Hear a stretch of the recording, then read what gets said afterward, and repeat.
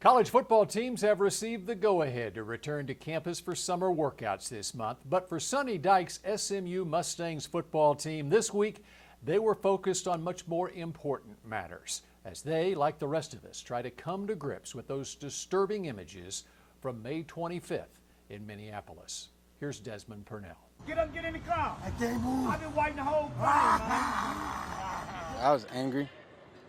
I was very angry. Get up, get in the car. Mama. Get up and get in the car right. And I was hurt, and I'm hurt now. I can't breathe. No normal human being can look at that, watch that, and don't see a problem.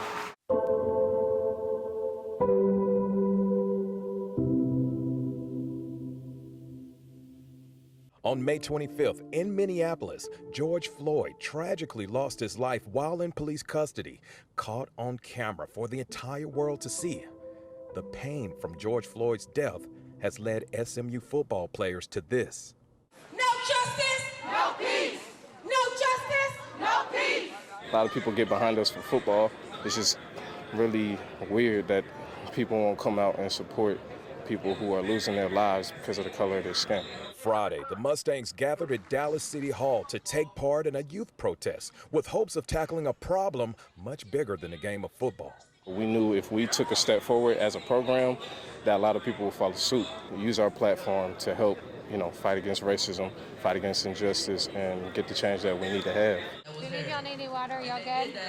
Before the Mustangs could lend their voice to the protest, they had to have some hard conversations as a team first. There's been a lot of guys angry, a lot of guys hurt. We've had raw conversations. There's been raw emotions. Some of our guys cried and we cried with them. You know what I'm saying? So it's been good, man. It's been good, and we're making progress, and that's all we want right now. The SMU football players are hoping their actions will inspire change in the fight against social injustice, but they know they cannot win this battle alone. It means a lot to me. It means a lot to the football players on the team that our coach is behind us and whatever we want to do. That's our responsibility to our players. That's our responsibility to young people. It's our responsibility in the roles that we have to try to speak for justice and try to become a voice that, there's so many voices that deserve to be heard that aren't heard. And so we have a platform, and we need to use that platform to create change. He'll never understand, and he knows he'll never understand what we go through as black men. But to ask, what can he do to help? What can he do to make this better? That says a lot to me, because if more people like him, more white people in position of power ask those questions, this progress will happen a lot faster. Friday's protest was the first ever demonstration the Mustang football team has stood for.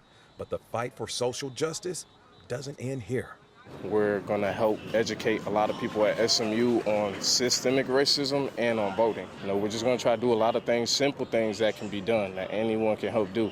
Instead of wearing a T-shirt, instead of sending a hashtag, I think they want to do something to be active and to create change. We don't want to be the people who weren't proactive, who sat down and watched and just talked about it. So I think we're here today to stand on that and show the community that we had our support, and they're gonna have our support here going forward.